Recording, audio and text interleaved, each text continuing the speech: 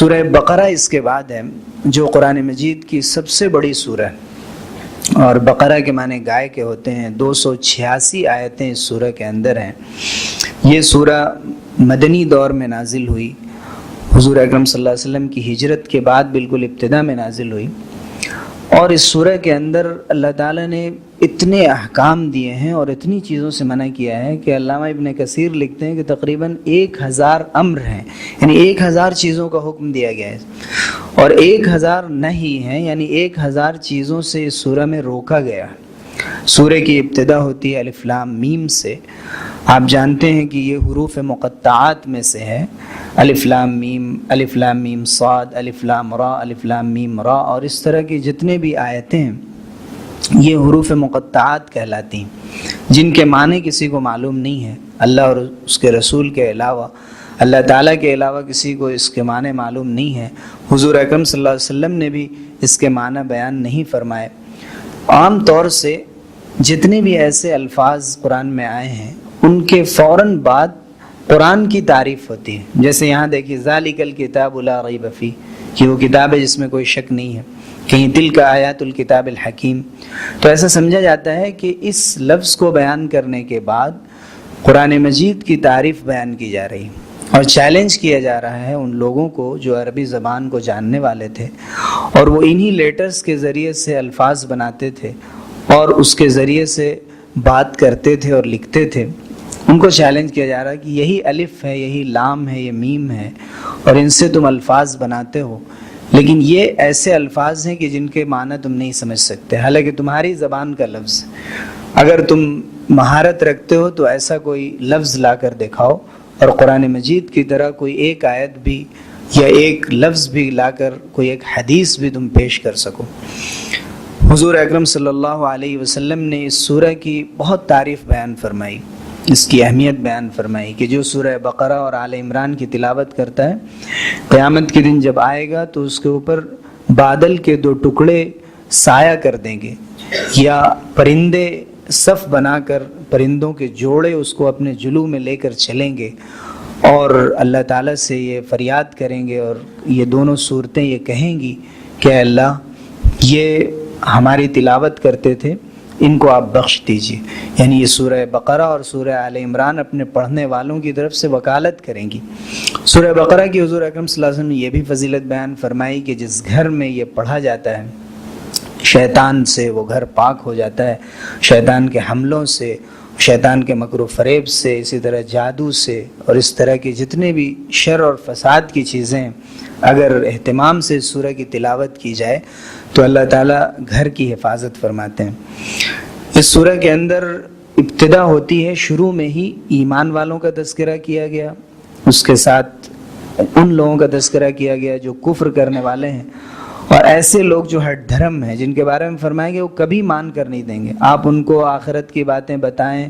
یا نہ بتائیں کسی حال میں بھی مان کر نہیں دیں گے۔ اور ان کے ساتھ ساتھ تقریباً 12 آیتوں میں یا 13 آیتوں میں منافقین کا تذکرہ کیا گیا، جو دیکھنے میں تو ایمان والوں کی طرح ہیں لیکن اندر سے وہ کفر کرنے والوں کی طرح ہیں، اور ان کی مذمت بیان کی گئی، جو اوصاف ان کے بیان کی گئے تقریباً 12 یا 13، کہ وہ دھوکہ دیتے ہیں، جھوٹ بولتے ہیں، زمین میں فساد مچاتے ہیں، انتہائی درجے کے بیوقوف ہوتے ہیں، سفاہت کرتے ہیں۔ اس کے ساتھ ساتھ یہ فرمایا گیا کہ لوگوں کا مذاق اڑاتے ہیں، اصلاح کا دعویٰ کرتے ہیں لیکن زمین پر فساد مچانے والے ہیں۔ اسی طرح سے یہ ایک خاص صفت بیان کی گئی کہ ان کے اندر شعور نہیں ہے، سمجھ نہیں ہے ان کو، وہم لا یشعرون، بہت سی بیماریوں میں مبتلا ہیں، دل کی بیماریوں میں، لیکن سمجھ نہیں ہے ان کے اندر۔ دل کی بیماریاں حسد ہے، تکبر ہے، غرور ہے، لالچ ہے، حرص ہے۔ گویا اہل ایمان کو یہ بتایا جا رہا ہے کہ یہ وہ بنیادی صفات ہیں کہ جو منافقین کے اندر ہوتی ہیں،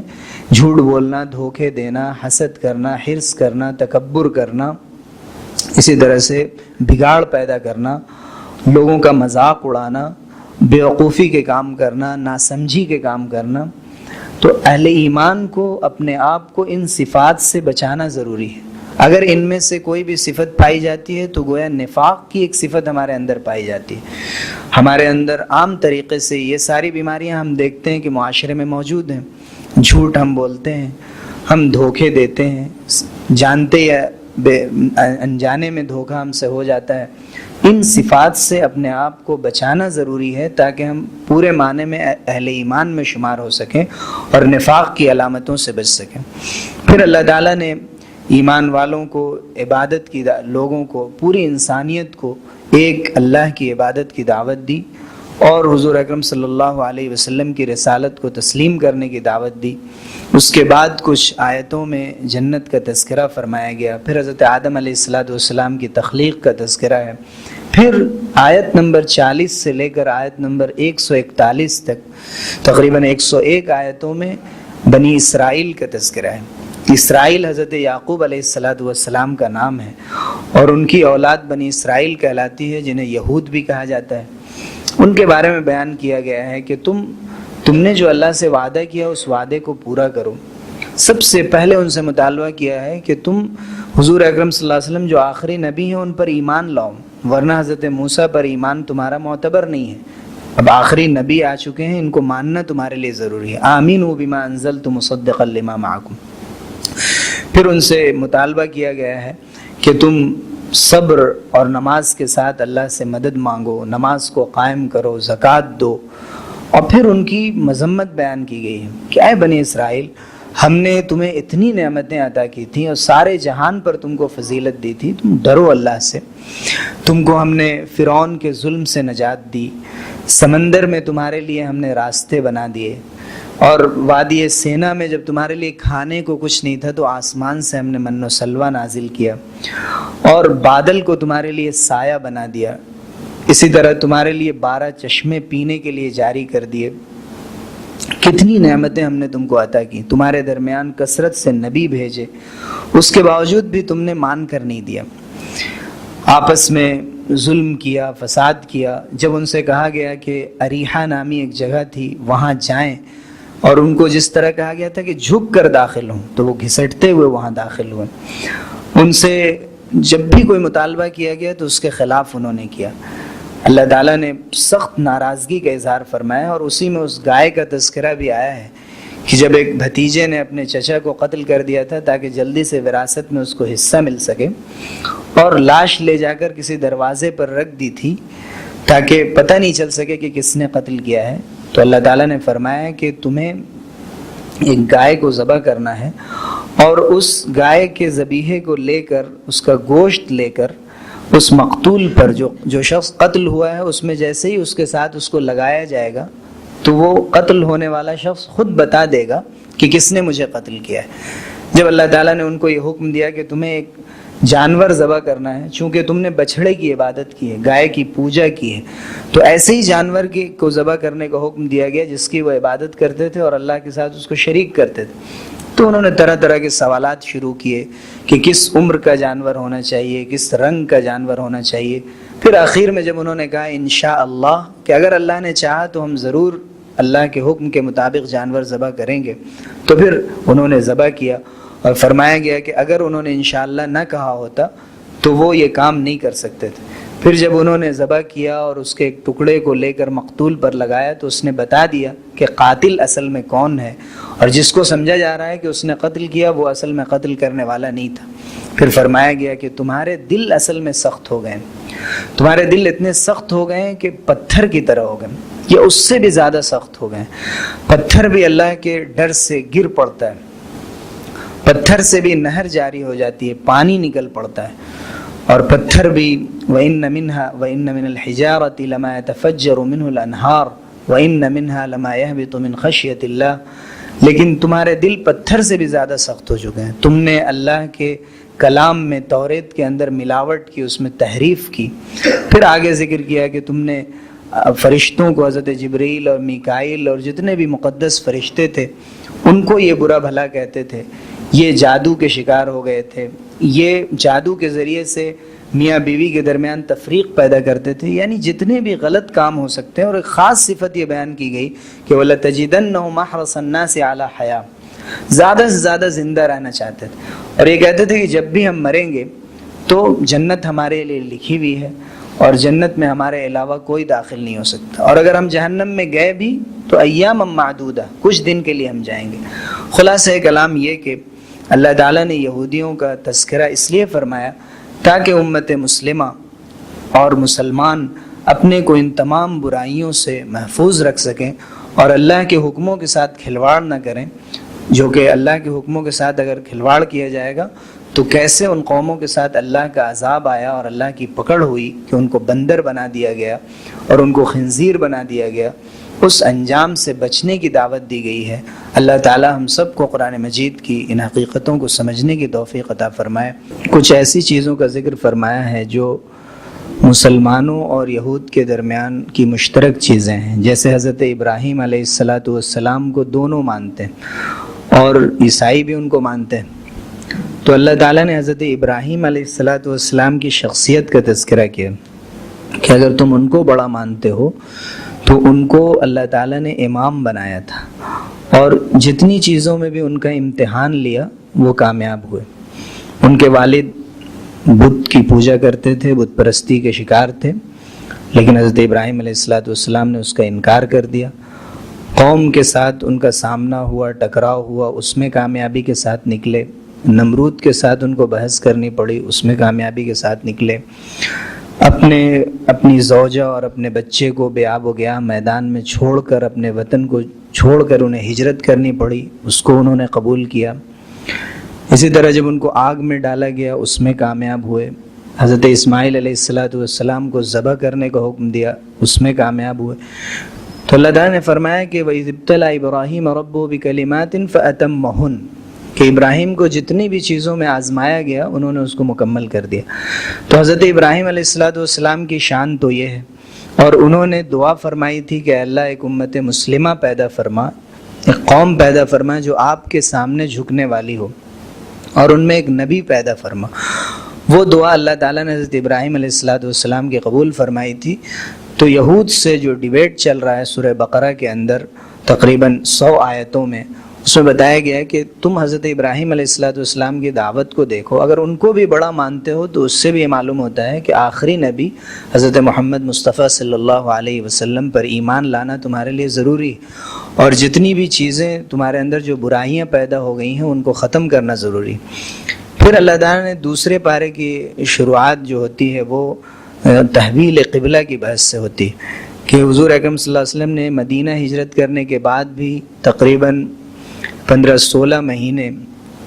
بیت المقدس کی طرف رخ کر کے نمازیں ادا کی۔ اس کے بعد اللہ تعالیٰ نے قبلے کو خانہ کعبہ کی طرف کر دیا، اور یہ حضور صلی اللہ علیہ وسلم کی دلی خواہش تھی کہ خانہ کعبہ کو قبلہ بنا دیا جائے، لیکن کھل کر حضور صلی اللہ علیہ وسلم نے سوال نہیں کیا۔ یہ ادب تھا حضور صلی اللہ علیہ وسلم کا کہ جو بات دل میں تھی اور وہ چاہتے تھے، دعا کرتے تھے، بار بار آسمان کی طرف دیکھتے تھے، اللہ تعالیٰ نے آپ کی خواہش کے مطابق اور اپنی حکمت کے مطابق خانہ کعبہ کو مسلمانوں کے لیے قبلہ بنا دیا۔ اب یہودیوں نے ایک بحث یہ شروع کی کہ قبلہ پہلے وہ تھا بیت المقدس، خانہ کعبہ کو کیوں قبلہ بنا دیا گیا؟ تو اللہ تعالیٰ نے فرمایا کہ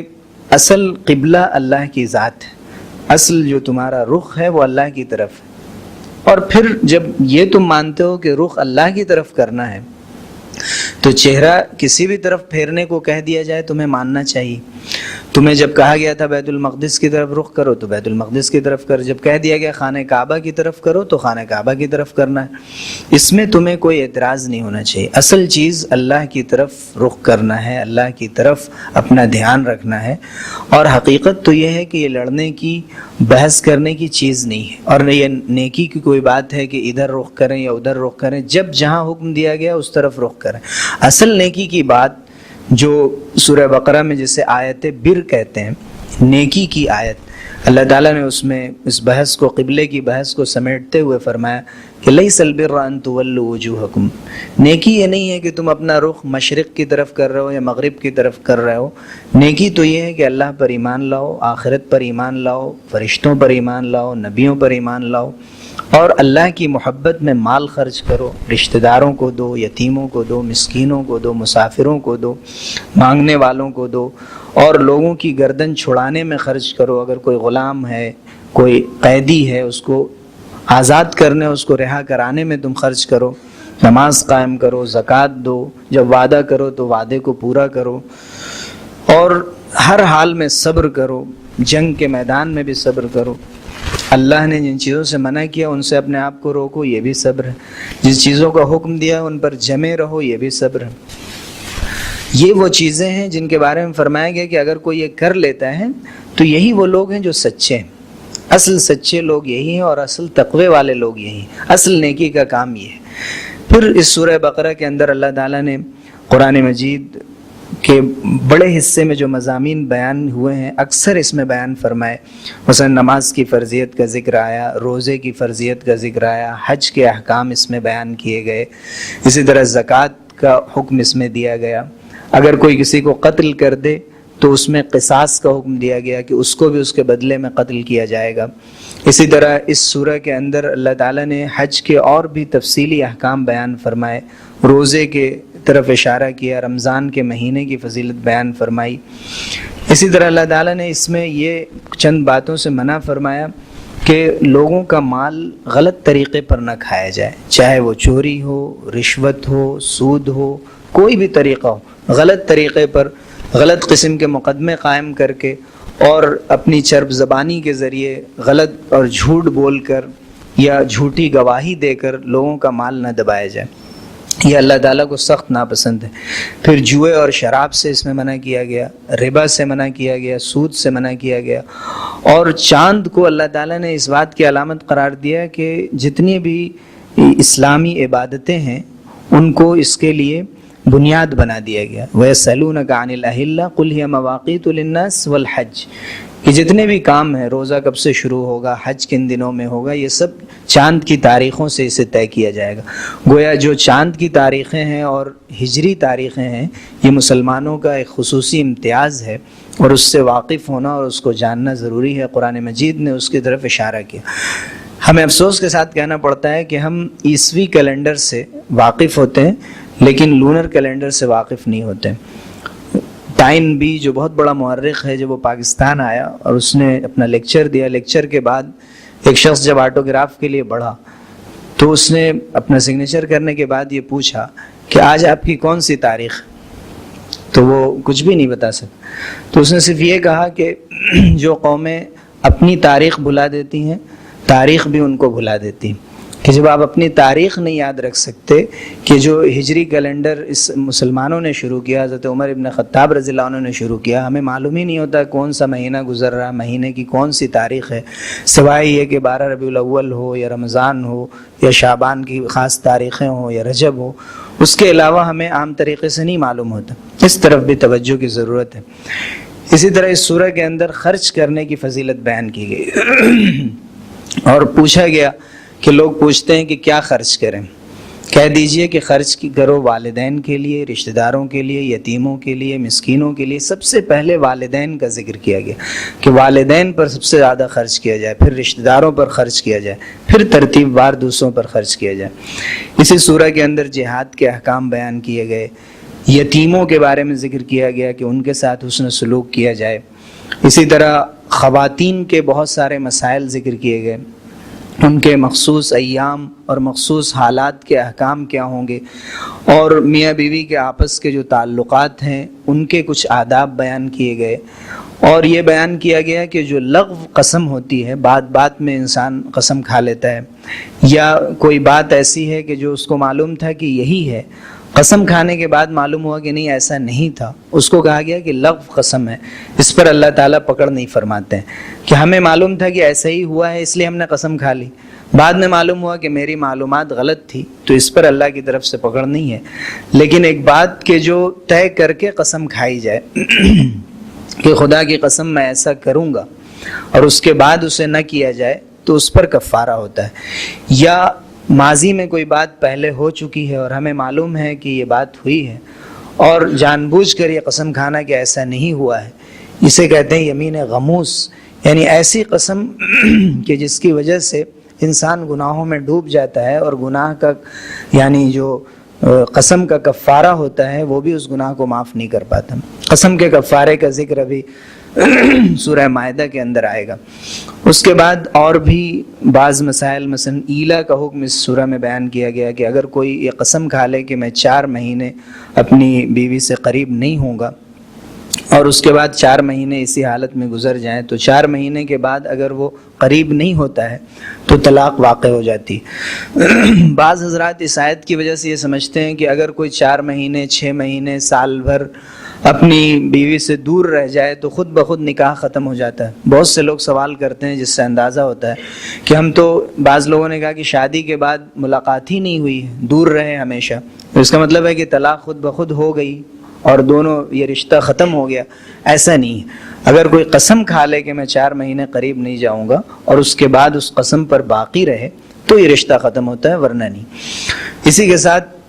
یہ بیان کیا گیا کہ عورتوں کے مردوں پر کچھ حقوق ہیں، مردوں کے عورتوں پر کچھ حقوق ہیں۔ مردوں کو اللہ تعالیٰ نے ایک درجہ بڑھا دیا ہے۔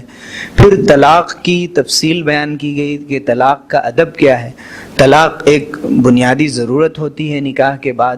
اگرچہ اللہ کے نزدیک حلال چیزوں میں سب سے زیادہ ناپسندیدہ ہے، لیکن کبھی ضرورت ہو جاتی ہے طلاق کی تو اس کا ادب بیان کیا گیا کہ زیادہ سے زیادہ 2 مرتبہ طلاق دی جائے، ایک بار یا اس سے زیادہ 2 مرتبہ۔ اس کے بعد خلا کا ذکر کیا گیا کہ اگر عورت چاہے مرد سے الگ ہونا تو اس کے لیے بھی راستہ رکھا گیا ہے کہ وہ اپنا مہر معاف کر کے یا اپنا مہر شوہر کو واپس دے کر اگر پہلے لے چکی ہے یا اس سے کم یا زیادہ جتنے پر طے ہو جائے، آپس میں خلا کا معاملہ ہو جائے، شوہر اسے منظور کر لے۔ پھر تیسری طلاق کا ذکر آیا۔ ابھی بہت زور شور سے یہ بحث پورے ہندوستان میں چل رہی تھی اور لوگ یہ سمجھ رہے تھے کہ قرآن مجید میں تیسری طلاق کا ذکر ہی نہیں ہے سرے سے، اور ڈنکے کی چوٹ پر لوگوں نے کہا، سپریم کورٹ میں کہا۔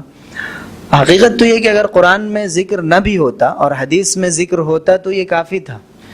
قرآن مجید میں نماز کیسے پڑھی جائے یہی نہیں بتایا گیا ہے، جو ہماری بہت بنیادی چیز ہے، تو کیا ہم نماز نہیں پڑھیں گے اس طریقے پر جس طریقے پر پڑھتے ہیں؟ لیکن حقیقت یہ کہ قرآن میں بھی ذکر ہے، یعنی 2 طلاقوں کے بعد آگے پھر ہے کہ اگر پھر طلاق دے دے، یعنی 2 کے بعد اگر تیسری دے دے تو پھر جائز نہیں ہے کہ اس سے نکاح کے ذریعے سے بھی پھر دوبارہ اس کو بیوی بنا سکے، یعنی دوبارہ نکاح کے ذریعے بھی بیوی نہیں بن سکتی۔ خود قرآن نے بتایا کہ اگر کہیں اور شادی ہو جائے اور اتفاق سے وہاں بھی طلاق ہو جائے، جسے آج کل حلالہ کے نام سے یاد کیا جاتا ہے، حقیقت میں حلالے کی کوئی تعلیم نہیں دی گئی ہے شریعت میں۔ بتایا گیا ہے کہ اگر دوسری شادی ہو جائے اور دونوں میں آپس میں ملاپ کے بعد پھر وہاں بھی طلاق ہو جائے تو وہ پہلے شوہر کے لیے جائز ہو جاتی۔ یہ بات مولویوں کی ایجاد نہیں ہے، اور نہ یہ ہے کہ فقہ کا کوئی مسئلہ ہے جو اجتہاد کے ذریعے سے نکالا گیا ہے، بلکہ قرآن کی آیت میں موجود ہے۔ لا علمی کا یہ حال ہے کہ ہمارے بہت سے ایڈوکیٹ بھی اس بات سے واقف نہیں ہوتے اور بہت معمولی قسم کے فتنوں میں پڑ جاتے ہیں اور سمجھتے ہیں کہ لوگ نے، علماء نے زبردستی ایجاد کر لیا ان چیزوں کو۔ تو حقیقت میں ان چیزوں کو سمجھنے کی ضرورت ہے۔ میرے کہنے کا مطلب یہ نہیں ہے کہ 3 طلاق دینے کا حکم دیا گیا ہے، 3 طلاق کو منع کیا گیا ہے۔ ایک حضرت عمر رضی اللہ عنہ کے زمانے میں یہ سزا کے قابل جرم تھا، لیکن حضور صلی اللہ علیہ وسلم کے زمانے میں بھی لوگ ہزار طلاقیں دے دیتے تھے تو اس کو 3 پر روک دیا جاتا تھا کہ گویا معلوم ہوا کہ 3 تک کی طلاق ہو سکتی، اگر کوئی دے 3 طلاق تو واقع ہو جاتی۔ اس کے بعد اللہ تعالیٰ نے جو شوہر اور بیوی کے احکام بیان کیے ہیں تفصیل سے کئی آیتوں میں، ہر آیت کے اندر معروف کا لفظ استعمال کیا ہے کہ یہ رشتہ اسی صورت میں باقی رہ سکتا ہے صحیح طور پر جبکہ معروف کو اختیار کیا جائے، جو نیکی کا طریقہ ہے، بھلائی کا طریقہ ہے، ایک دوسرے کے حق کو پہچاننے کا طریقہ ہے، حسن سلوک کا طریقہ ہے۔ کسی آپس کے انسانی تعلق کے بارے میں معروف کا لفظ اتنی بار استعمال نہیں ہوا ہے جتنا شوہر اور بیوی کے لیے استعمال ہوا ہے قرآن مجید کے اندر۔ بار بار کہا گیا دیکھو یہ اللہ کی حدیں ہیں، اللہ نے یہ حد قائم کی ہے، اس حد سے آگے مت بڑھنا۔ یہ اللہ تعالیٰ عقل والوں کے لیے اس کو بیان کرتے ہیں۔ پھر اسی سورہ کے اندر عورتوں کو یہ تعلیم دی گئی ہے کہ اپنے بچوں کو دودھ پلائیں۔ ماں کے دودھ کی جو اہمیت ہے اس زمانے میں قرآن مجید نے گویا اشاروں میں بیان کر دی تھی، جبکہ اس وقت سائنس نے ترقی نہیں کی تھی، میڈیکل سائنس نے ماں کے دودھ کی کوئی اہمیت نہیں بتائی تھی۔ قرآن مجید نے اس وقت بتا دیا تھا کہ جو مائیں ہیں خود اپنے بچوں کو دودھ پلائیں، اگر طلاق بھی ہو جائے تو شوہر کی ذمہ داری ہے، باپ کی ذمہ داری ہے کہ وہ بچے کا خرچ اٹھائے، جب تک ماں دودھ پلاتی ہے اس کی اگر اجرت دینی پڑے تو اس کی اجرت دے، لیکن مائیں دودھ پلایا کریں۔ اس کے علاوہ بتایا گیا کہ کس پر کس کا نفقہ ہے، مینٹیننس کے بارے میں بتایا گیا، عدت کے احکام بیان کیے گئے۔ اس کے بعد پچھلی قوموں کے 2 واقعات ذکر کیے گئے ہیں جو جہاد سے متعلق ہیں، اور جس میں یہ بتایا گیا ہے کہ صبر انسان کو کامیابی سے ہمکنار کرتا ہے، اور یہ بتایا گیا ہے کہ کبھی کبھی بہت چھوٹی سی جماعت بہت بھاری بھاری جماعتوں اور ٹکڑیوں پر غالب ہو جاتی ہے۔ کم من فئۃ قلیلۃ غلبت فئۃ کثیرۃ باذن اللہ۔ اگر اللہ تعالیٰ چاہتے ہیں تو تعداد کوئی معنی نہیں رکھتی۔ اللہ تعالیٰ ایمان، صبر اور تقوی اگر ہو تو بہت چھوٹی سی تعداد کو اللہ تعالیٰ کامیابی سے نوازتے ہیں۔ پھر اس کے بعد اسی سورہ میں وہ جامع آیت ہے جسے آیت الکرسی کہتے ہیں، جس کے بارے میں حضور اکرم صلی اللہ علیہ وسلم نے فرمایا کہ جو فرض نماز کے بعد آیت الکرسی پڑھنے کا اہتمام کرتا ہے تو اس کے اور جنت کے درمیان صرف موت حائل ہوتی، یعنی مرتے ہی اس کے لیے گویا جنت کا فیصلہ کر دیا گیا۔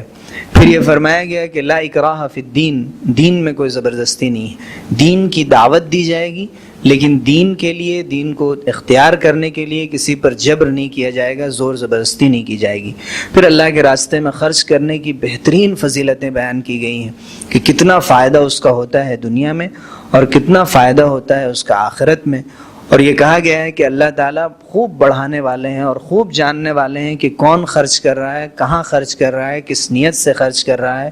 اور مختلف لوگوں کے حقوق بیان کیے گئے ہیں۔ پھر بڑی سختی کے ساتھ اللہ تعالیٰ نے فرمایا ہے کہ صدقے کو تو اللہ تعالیٰ بڑھا دیتے ہیں، جو بھی صدقہ آپ کریں گے وہ صدقہ بڑھا کر آپ کو دے دیا جائے گا۔ کبھی اللہ تعالیٰ کسی کا مال نہیں رکھتے ہیں،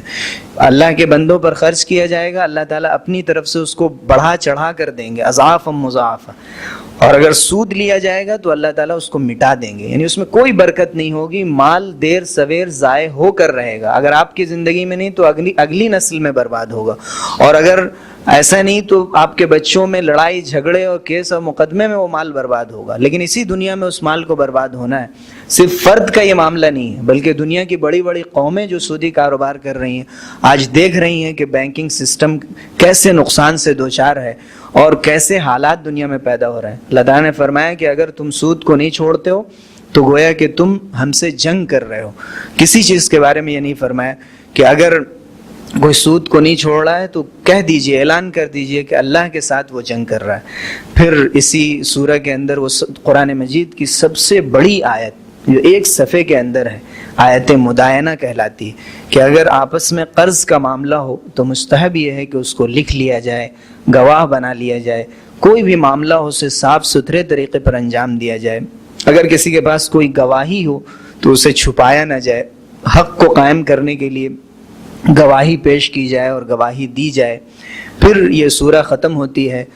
قرآن مجید کی ان 2 جامع آیتوں پر جو اللہ تعالیٰ نے عرش کے خزانے کے نیچے سے حضور اکرم صلی اللہ علیہ وسلم کو معراج کی رات میں عطا فرمایا تھا۔ وہ سورہ بقرہ کی آخر کی 2 آیتیں ہیں جس میں اہل ایمان کی زبان سے دعا کرائی گئی ہے کہ اے اللہ ہمارے گناہوں کو معاف فرما، اے اللہ ہمارے اوپر وہ بوجھ نہ رکھ دے جو پچھلی قوموں پر جو بوجھ رکھا گیا تھا، حکم کا بوجھ، دین پر عمل کرنے کا بوجھ، آسانی کی دعا مانگی گئی ہے، اور تمام ان لوگوں پر جو کفر کرنے والے ہیں ان پر اللہ کی طرف سے مدد مانگی گئی ہے۔ تو یہ سورہ شروع ہوتی ہے ایمان والوں کے تذکرے سے اور اس بات کی گارنٹی سے کہ ایمان والوں کو ہی کامیابی ملنی ہے، اور ختم ہوتی ہے اس بات پر، یہ ادب سکھایا جا رہا ہے ان کو کہ کامیابی تمہارے لیے ہے، لیکن تمہارے تواضع اور تمہارے اخلاق کی بات یہ ہے کہ ہمیشہ اللہ سے دعائیں کرتے رہو اور اللہ سے مانگتے رہو کہ اللہ تعالیٰ ہر طرح کے گناہوں کو معاف فرمائے اور نیک کاموں کی توفیق دے۔ ربنا تقبل منا انك انت السميع العليم وتب علينا انك انت التواب الرحيم وصلى الله تعالى على خير خلقه محمد وآله وصحبه اجمعين برحمتك يا ارحم الراحمين۔